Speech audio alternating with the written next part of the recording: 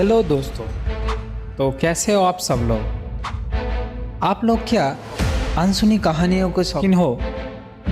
तो आज एक वही अनसुनी कहानी सुनाने जा रहा हूँ आप सबको।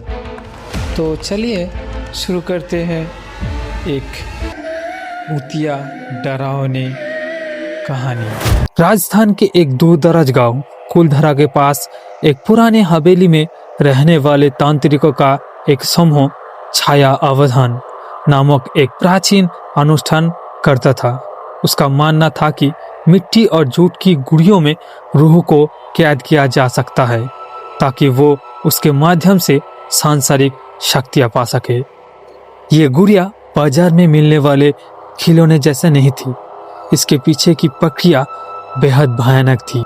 गुड़िया बनाने वाली मिट्टी में शमशान की राख और किसी ऐसे व्यक्ति के खून के बूंदे मिलाई जाती थी जिसके अकाल में मृत्यु हुई हो। गुड़िया की आंखों की जगह तो काली मोती या पत्थर लगाए जाते थे। तांत्रिकों का मानना था कि इन पत्थर को अभिमंत्रित करने के बाद यह गुड़िया आसपास की नेगेटिव ऊर्जा सोखने लगती है। आधी रात को अमावस्या के दिन गुड़िया को लाल कपड़ों में लपेटकर एक गड्ढे में गाड़ दिया जाता था।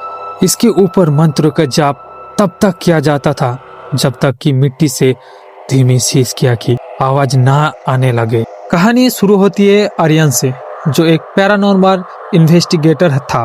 उसे एक पुरानी गुड़िया मिली जिसके हाथ पैर जूट की रस्सियों से कसकर बंधे हुए थे।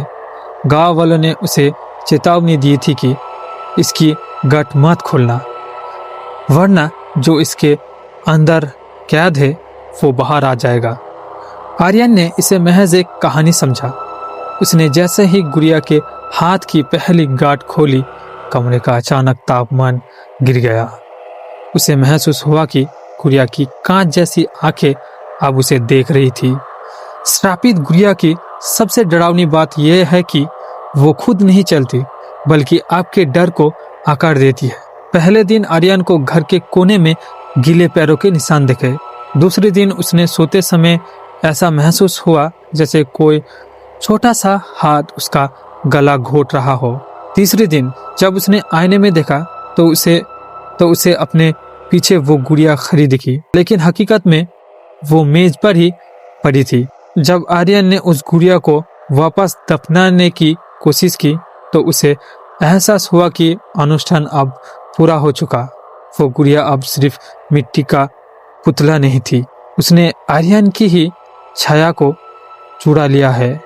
गांव वालों ने अगले दिन हवेली में सिर्फ एक मिट्टी की गुड़िया पाई जिसकी शक्ल हूबहू आर्यन से मिलती थी और आर्यन का कहीं कोई नामो निशान नहीं था।